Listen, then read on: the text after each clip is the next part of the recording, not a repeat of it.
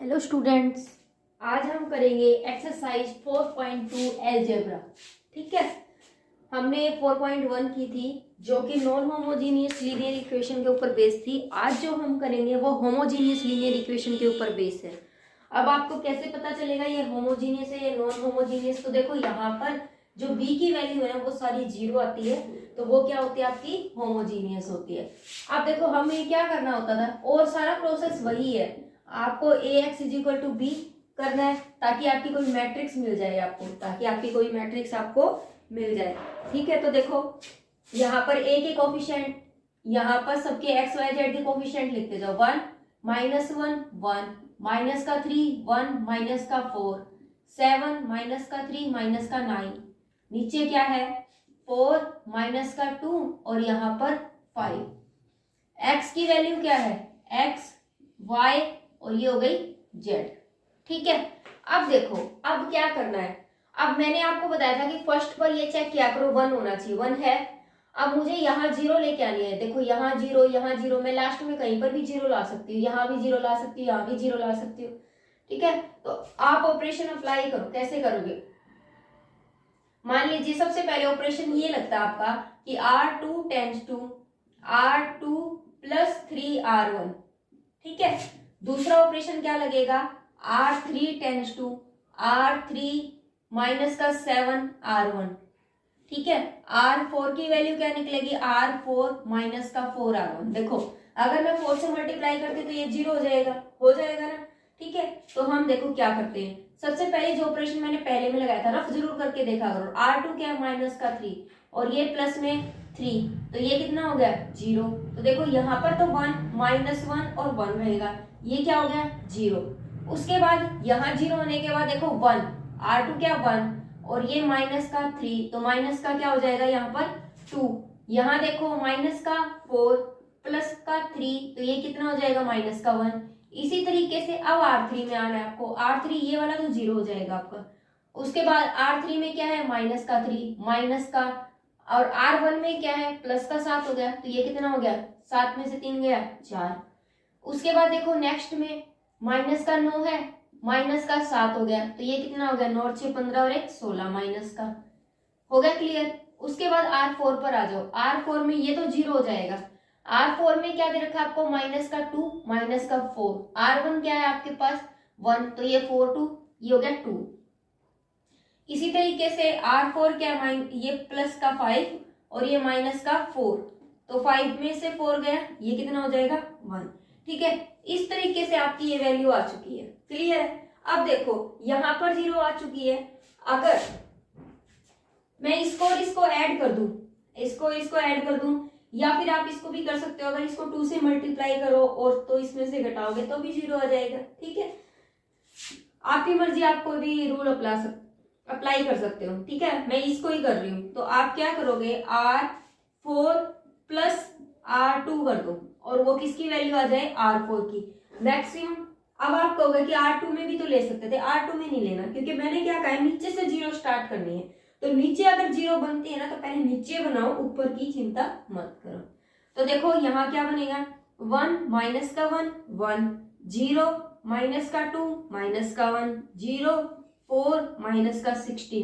ठीक है, यहाँ पर क्या हो जाएगा, यहाँ इसको इससे ऐड किया तो ये क्या हो जाएगा 0, इसमें इसको ऐड किया तो ये भी 0। वेरी गुड, ये तो पूरी टर्म 0 आ गई। ठीक है, ये तो कितनी अच्छी टर्म बनी हमारी।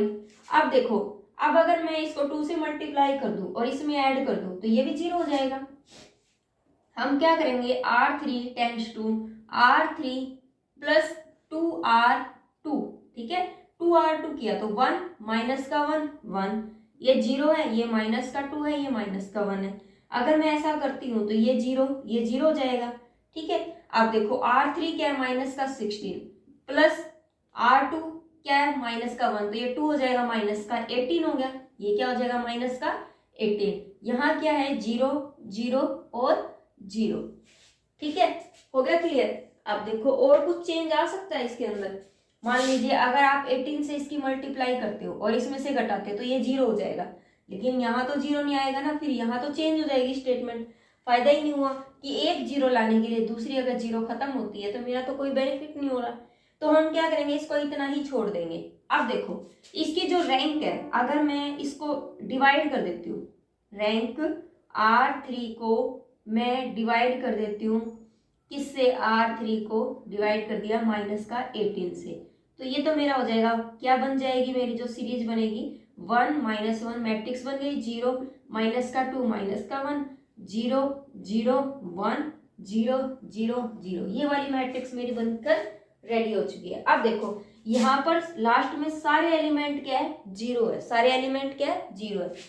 अगर सारे एलिमेंट 0 होते हैं तो रैंक क्या होती है, रैंक हमारी ये होती है कि नॉन जीरो रो जो होती है, नॉन जीरो रो वही आपकी रैंक होती है। तो नॉन जीरो रो देखो कितनी है, 1 2 3, जहां पर सारे 0 नहीं आ रहे वो 1 2 3 रो में है, तो आपकी रैंक कितनी हो जाएगी, 3 हो जाएगी। रैंक कितनी होगी आपकी, 3 होगी। उसके बाद आपको क्या करना है, जनरल इक्वेशन निकालनी है एक्स वाई जेड की। क्या निकालनी है, जनरल इक्वेशन निकालनी है एक्स वाई जेड की, जैसे निकालते थे। तो देखो ये क्या है, जेड, तो जेड की वैल्यू तो 0 के बराबर है क्योंकि वहां तो 0 है। उसके बाद ये क्या दे रखा है, माइनस का 2y माइनस का जेड इज इक्वल टू में 0, माइनस का 2y, उधर जाके ये जेड 0 हो गया क्योंकि जेड की वैल्यू 0 है, तो 0 के बराबर, तो y की वैल्यू भी क्या हो गई, 0। अब देखो यहाँ क्या, x minus y plus z is equal to 0, तो x y की वैल्यू 0 और x जेड की वैल्यू भी 0, तो x की वैल्यू भी क्या हो जाएगी आपकी, 0 हो जाएगी। x की वैल्यू क्या होगी आपकी, 0 हो जाएगी। इस तरीके से आपका ये क्वेश्चन जो है कंप्लीट हुआ। क्वेश्चन बिल्कुल भी मुश्किल नहीं था क्योंकि 4.1 आपने कर ली है, तो उसके अकॉर्डिंग आपको ये बिल्कुल भी मुश्किल नहीं लगेगा। नेक्स्ट देखिए क्वेश्चन नंबर 2। मैं आपको बताना भूल गई थी कि फर्स्ट क्वेश्चन जो था ना, जिसके अंदर आपकी जो रैंक आई थी, rank of A is equal to में 3 आई थी, ठीक है। और मैंने आपको बताया था कि ये जो आपकी 4 इंटू 3 की थी, तो n जो होता है ना वो कम वाला लेना है, तो ये किसके इक्वल था, 3 के इक्वल था। जब rank of A is equal to n के इक्वल आता है, ठीक है, तब ये कौन सा सॉल्यूशन बनता है, ट्राइवियल सॉल्यूशन। कौन सा सॉल्यूशन बनता है, ट्राइवियल सॉल्यूशन बनता है। क्या बनता है, ट्राइवियल सॉल्यूशन बनता है। और जब आपका ट्राइवियल सॉल्यूशन बनता है, मतलब यहाँ पर जो है यूनिक सॉल्यूशन बन रहा है, यूनिक सॉल्यूशन बनता है। यूनिक सॉल्यूशन कब होता है, जब इसकी वैल्यू इसके बराबर आती है, तब यूनिक सॉल्यूशन बनता है। तब ट्राइवियल सॉल्यूशन और यूनिक सॉल्यूशन बनने पर हम क्या करते हैं, हमें क्या निकालना होता है, आर्बिट्रेरी कांस्टेंट निकालना होता है। क्या निकालना होता है, आर्बिट्रेरी कांस्टेंट निकालना है। आर्बिट्रेरी कांस्टेंट निकालने के लिए हम क्या करते हैं, n वाले में से, n में से रैंक को घटाना है, n माइनस आर करना है, ठीक है। तो ये 3 माइनस 3 हो जाएगा, तो ये कितना है, 0। तो आर्बिट्रेरी कांस्टेंट कुछ भी नहीं लेना, इसीलिए मैंने x z की वैल्यू की जगह पर k नहीं लेट किया। z की 0 आई तो 0 लिया, फिर y की भी 0 आई और x की भी 0 आई, ठीक है। अगर यहाँ पर कुछ आ जाता, मान लीजिए यहाँ 2 घटाती और 1 आ जाता, तो आपको एक आर्बिट्रेरी कांस्टेंट लेके चलना पड़ता, मतलब आपको z की वैल्यू k लेट करनी पड़ती, आर्बिट्रेरी कांस्टेंट k लेट करना पड़ता है, ठीक है। आई होप आपको सबको समझ आ गया होगा। और तो आपको एग्जांपल करवाया, उसमें अच्छे से बताया है, ठीक है। तो देखिए अब जो क्वेश्चन है मेरा सेकंड, उसमें क्या है, आपको क्या निकालना है, A x is equal to B निकालना है। ए क्या है, 4 5 6 5 6 7 7 8 9। एक्स क्या है, एक्स वाई जेड, ठीक है। और यहाँ पर बी की वैल्यू 0 0 0, ठीक है बेटा। अब देखो, अब हमारे पास क्या है, 4 5 6 है बेटे, और यहाँ 5 6 7 7 8 9। आपको मैंने बताया है कि सबसे पहले मेरा जो काम है वो क्या है, कि मुझे फर्स्ट रो के अंदर फर्स्ट एलिमेंट क्या चाहिए, 1 चाहिए। क्या चाहिए, 1 चाहिए। तो 1 कैसे करेंगे हम, खुद आप सोचिए कि हमें किसी भी तरीके से 1 लेके आना है। और 1 कैसे आएगा, देखो अगर मैं इसमें से ये घटा दूं, मैं क्या करती हूँ, अगर R2 माइनस में R2 माइनस R1 करती हूँ, और ये क्या है R3 में से R3 माइनस R2 करती हूँ, ठीक है। देखो क्या बनती है, क्या बनती है, ये 4 5 6 तो एज इट इज है। यहाँ पर इसमें से इसको घटाया 1, इसको 1 1, ये कितना हो गया, 7 में से 5 गया 2, 8 में 6 गया 2 और ये 2 आ रहा है। क्लियर है? कितनी अच्छी मैट्रिक्स बनी हमारी। ठीक है, हो गया क्लियर। अब देखो मेरे पास तो 1 1 वाली टर्म आ चुकी है, तो क्यों ना मैं 1 1 वाली टर्म को इसके अंदर ऊपर रख सकती हूँ। ठीक है, ऊपर हम रख सकते हैं। तो उससे पहले चाहे आप ऊपर रख लो, पहले ऊपर ही रख देते हैं, ट्रांसफर कर देते हैं। किसको ट्रांसफर कर रहे हैं हम? 1 वाली को ट्रांसफर कर रहे हैं। तो हम क्या करेंगे, R2 को किसके पास लेके जा रहे हैं? R1 में। जब ट्रांसफर करते हैं ना तो ऐसे करना है, R1 की जगह ये आ रहा है, R2 की जगह पर ये आ रहा है। ठीक है, तो मैंने क्या किया, 1 1 1 ऊपर चला गया, 4 5 6, यहाँ 2 2 2। क्लियर है? अब देखो अगर मैं इसकी से मल्टीप्लाई 2 से मल्टीप्लाई कर अगर इसकी में घटाती हूँ तो 0 हो जाएगा। तो ये करो आप, R3 tense to R3 minus में 2R1। ठीक है, तो ये तो पूरी टर्म 1 1 है, ये 4 है, ये 5 6, ये 0 हो जाएगी पूरी टर्म। ठीक है, कितना अच्छा कॉम्बिनेशन आया हमारा, तो बहुत। ठीक है, उसके बाद अगर मैं इसकी 4 से मल्टीप्लाई करूं और इसमें से 4 सब ये R2 घटाऊं तो भी 0 आता है। तो आप क्या करोगे, R2 tense to R2 minus में 4R1, तो 1 1 1 0। R2 क्या है मेरे पास 5 और 4 करूंगी तो 1, ये 6 में से 4 करूंगी तो 2, ये 0 और ये 0 0। ठीक है, हो गया क्लियर। उसके बाद कोई और 0 बन ही नहीं सकती। अगर मैं इसको 0 करती हूँ तो ये वाला 0 नहीं होगा। ठीक है, तो अब देखो, अब मुझे क्या करना है, मेरे पास जो रैंक आएगी, नॉन जीरो एलिमेंट कितने हैं रो के अंदर? 2 1 2, तो 2 आ गई। और लेकिन इसकी n की वैल्यू कितनी है? n की वैल्यू तो 3 है, तो n की वैल्यू से तो ये क्या आ गया? लेस आ गया। अगर n की वैल्यू से लेस आता है, ठीक है, कम आता है, तो कौन सा सॉल्यूशन होता है? मैनी सॉल्यूशन होता है। क्या होता है? मैनी सॉल्यूशन होता है।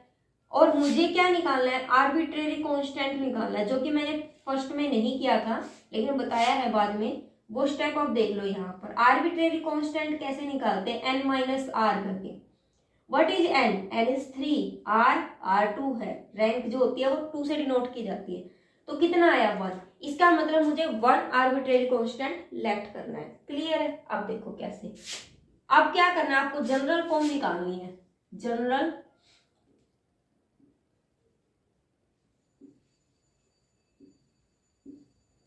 तो यहाँ क्या है?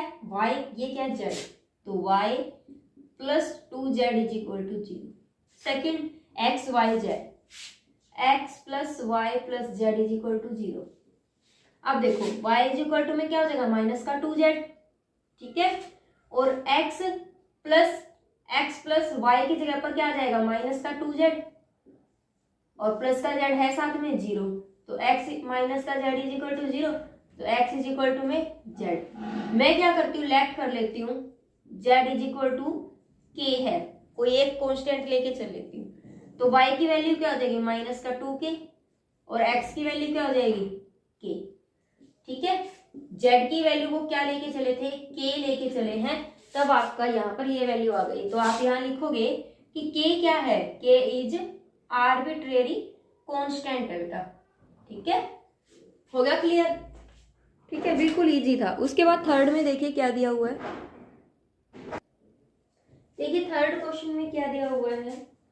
थर्ड में आपको दिया हुआ है कि आपको क्या निकालना है, इसके अंदर जनरल फॉर्म निकालनी है। ठीक है, तो सबसे पहले देखो क्या दे रखा है आपको, फाइंड द सॉल्यूशन। तो ए एक्स इज इक्वल टू में बी लेना है। ए की वैल्यू क्या आ जाएगी? 1 1 माइनस 1 1 1 माइनस 1 2 माइनस 1 3 1, और जेड की वैल्यू है नहीं तो 0 और ये 1।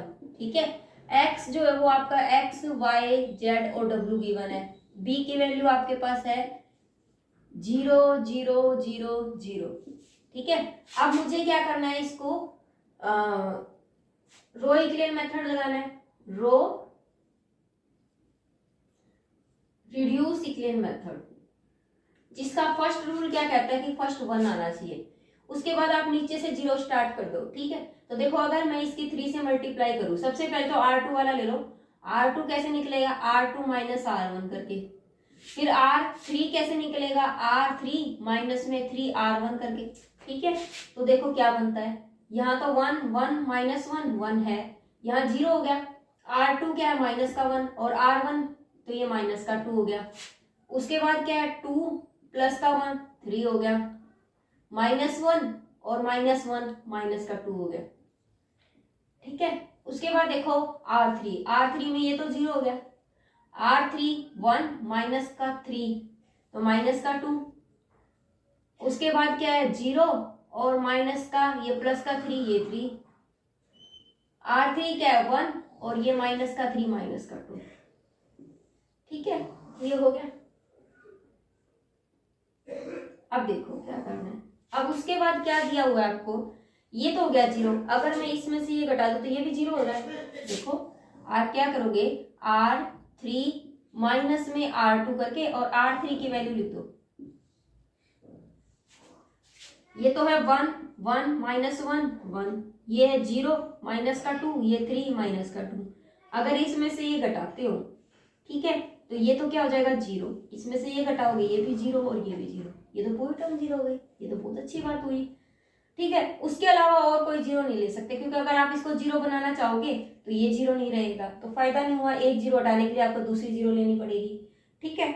तो हमें इसको इतना ही छोड़ना है। अब देखो क्या करना है, अब मुझे क्या करना है, इसको लिखो।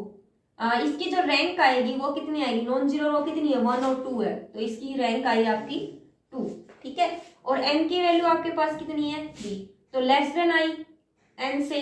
अगर लेस देन n आती है तो ये क्या रखता है, इनफाइनाइट नंबर ऑफ सॉल्यूशन या फिर many solution, infinite number of solution, ठीक है। तो आर्बिट्रेरी कांस्टेंट इसके अंदर निकालना है आपको। आर्बिट्रेरी कांस्टेंट कैसे निकालते हैं, आपको अभी बताया था। आर्बिट्रेरी कांस्टेंट निकलता है n माइनस आर करके। तो यहाँ पर n कितना है आपके पास, n कितना है, एक बात और बता दी जाएगी आपको, जो n है यहाँ पर वो क्या माना जाएगा, 4 माना जाएगा। ऐसा क्यों, क्योंकि n डिपेंड करता है कॉलम के ऊपर। n किसके ऊपर डिपेंड करता है, कॉलम के ऊपर। n डिपेंड करता है कॉलम के ऊपर, जितने कॉलम होते हैं उतना n होता है। तो 1 2 3 4, तो n कितना है आपके पास, 4 है, न कि 3, ठीक है। कितना है, 4। तो आपका n यहाँ पर 4 है, तो यहाँ पर 4 माइनस अगर आप 2 करते हो तो कितना आ गया आपके पास, वैल्यू 2 आ गई। आर्बिट्रेरी कांस्टेंट कितने लेने, आपको 2 लेने। आर्बिट्रेरी कांस्टेंट कितने लेने, हमें 2 लेने हैं। अब देखो आर्बिट्रेरी कांस्टेंट 2 लेते हो तो देखो यहाँ पर क्या करना पड़ेगा, पहले आप इसको, ये y है तो माइनस का 2y प्लस का 3z माइनस का 2w इज इक्वल टू 0, पहले तो ये दो। फिर यहाँ x प्लस वाई माइनस का w, नहीं माइनस का z प्लस का w इज इक्वल टू में 0, ठीक है। अब देखो हम क्या करेंगे, दो कांस्टेंट लेने हैं, तो ए तो z को ले लो k1 और w को ले लो k2, ठीक है। इस तरीके से ले लो, तो माइनस का 2y प्लस 3z, z जो है वो कितना हो जाएगा मेरे पास, z हो जाएगा k1 माइनस का 2 k2 इज इक्वल टू 0। ये हो जाएगा x प्लस y, y जो है वो y तो मेरे पास यही रहेगा, माइनस का z की वैल्यू क्या आई, k1 और ये हो जाएगा k2 इज इक्वल टू में 0। तो x प्लस y की वैल्यू अगर निकालनी हो तो वहां जाके क्या हो जाएगी आपकी, k1 माइनस का k2, ठीक है। और y की वैल्यू निकालनी तो माइनस का x हो जाएगा, ठीक है। अगर मैं y की वैल्यू यहाँ पुट कर दूं तो माइनस का 2 यहाँ पुट कर देती हूँ, k1 माइनस का k2 और माइनस का x प्लस 3k1 माइनस का 2k2 इज इक्वल टू 0। तो माइनस का 2k1 प्लस का 2k2 और प्लस का 2x प्लस 3k1 माइनस का 2k2 0। तो देखो k1 k2 ये कैंसिल हो गया इससे, और ये हो गया माइनस का ये प्लस का, तो ये हो जाएगा 2x और प्लस का k1 इज इक्वल टू में 0। तो 2x की वैल्यू क्या आ गई, माइनस का k1, तो ये हो जाएगा x की वैल्यू क्या आ जाएगी, माइनस का k1 बाय में 2। x की वैल्यू मेरी ये आई है, अगर मैं यहाँ रख दूं माइनस का तो k1 बाय 2, ठीक है। तो y की वैल्यू क्या आ जाएगी, k1 माइनस का K2 प्लस K1/2, 2 से मल्टीप्लाई ऊपर ले लो, 2 और 2, ठीक है। तो y इज इक्वल टू में ये हो जाएगा 3K1 माइनस का 2K2/2, ये आपके y की वैल्यू आ गई, और z की वैल्यू K1 है और w की वैल्यू K2 है। इस तरीके से आपकी ये जनरल फॉर्म जो है वो निकल जाएगी, ठीक है। आई होप सबको समझ आ गया है। देखिए नेक्स्ट क्वेश्चन में क्या दिया हुआ है आपको। क्वेश्चन नंबर 4 में आपको क्या निकालना है, सेम वही प्रोसीजर है। ax इज इक्वल टू में b की जगह पर आपको 0 गिवन है, ठीक है। तो देखो a की मैट्रिक्स निकालनी है 1 3 माइनस का 2, कोफिशिएंट ले लेंगे 2 माइनस का 1 4 1 माइनस का 11 14, ठीक है। कोफिशिएंट ले लिए। यहाँ पर क्या है, x की जगह पर x y z है, b की जगह पर क्या है 0 0 0। अब देखो क्या करना है, यहाँ पर 1 है, कोई दिक्कत नहीं है, तो मैं क्या करूंगी, इसमें से ये घटा देती हूँ और इसमें R2 कर देती हूँ। तो मैं क्या करती हूँ, R2 की वैल्यू कैसे निकलेगी, R2 माइनस में 2R1, और R3 की वैल्यू कैसे निकलेगी, R3 माइनस में R1, ठीक है। तो देखो ये तो हो गया 0 1 3 माइनस का 2 और ये तो 0 हो गया। यहाँ क्या R2 माइनस का 1 माइनस का 2 3 6, ठीक है, माइनस का 7। यहाँ क्या हो जाएगा R2 4 माइनस 2 2 जा 4, तो ये हो जाएगा 8, ठीक है। उसके बाद क्या है R3 में आ जाओ, ये तो हो जाएगा 0, R3 माइनस का 11 माइनस का 3 माइनस का 14, ठीक है। उसके बाद क्या R3 14 और माइनस माइनस प्लस का 2, ये हो जाएगा 16, ठीक है। अगर मैं इसको 2 से मल्टीप्लाई कर दूं इस वाले को और इसमें से घटा दूं तो ये पूरा 0 हो रहा है मेरा। कैसे, देखो अगर मैं R3 tense to R3 minus में 2R2 कर देती हूँ तो 1 3 माइनस का 2 0 माइनस का 7 8 और 0। देखो R3 क्या माइनस का 14, अगर इसमें 7 दूनी 14 कर देती हूँ तो ये 0 हो रहा है, ये भी 0 हो जाएगा इसी तरीके से। तो देखो ये नीचे वाली मेरी पूरी की पूरी 0 हो रही है, ठीक है। तो इसकी जो रैंक आएगी वो कितनी आएगी बेटा, 2 आएगी इसकी रैंक, और आपके पास n की वैल्यू क्या है 3, तो लेस देन 3 आ गया। तो ये सॉल्यूशन कितने रखता है, इनफाइनाइट में ये सॉल्यूशन रखेगा, इनफाइनाइट सॉल्यूशन। अगर इनफाइनाइट सॉल्यूशन है तो आपको क्या निकालना है, आर्बिट्रेरी कांस्टेंट निकालना है, आर्बिट्रेरी कांस्टेंट। ये नॉन ट्रिवियल सॉल्यूशन है। आर्बिट्रेरी कांस्टेंट आप कैसे निकालते हो, n माइनस आर करके, तो n माइनस आर, तो n what is n, n is equal to में 3 माइनस r इज 2, तो दिस इज 1 आर्बिट्रेरी कांस्टेंट। तो आर्बिट्रेरी कांस्टेंट 1 आया तो हम क्या करेंगे, देखो ये माइनस का y 7y प्लस का 8z इज इक्वल टू में 0, माइनस का 7y माइनस का 8z, ये कैंसिल हो गया, तो y की वैल्यू क्या निकल जाएगी 8z/7। लेट आप क्या करोगे, एक आर्बिट्रेरी कांस्टेंट लेट करना, तो z इज इक्वल टू में आप क्या मान लो, k मान लो। अगर आप z इज इक्वल टू में k मानते हो तो y इज इक्वल टू में कितना हो जाएगा 8k/7, ठीक है। उसके बाद आपके पास नेक्स्ट जो है वो क्या है, x प्लस 3y माइनस का 2z इज इक्वल टू में 0, x प्लस y की वैल्यू क्या आई है आपके पास 3 इंटू में 8z/7 और माइनस का 2z इज इक्वल टू 0, 8 ये 24z/7 माइनस का 2z इज इक्वल टू में 0, x इज इक्वल टू में इसको कॉमन ले लो पहले, तो उसके बाद ले जाना उधर 7 24z 7 दूनी 14z इज इक्वल टू 0, तो x प्लस में ये हो जाएगा 10z इज इक्वल टू में 7, ठीक है।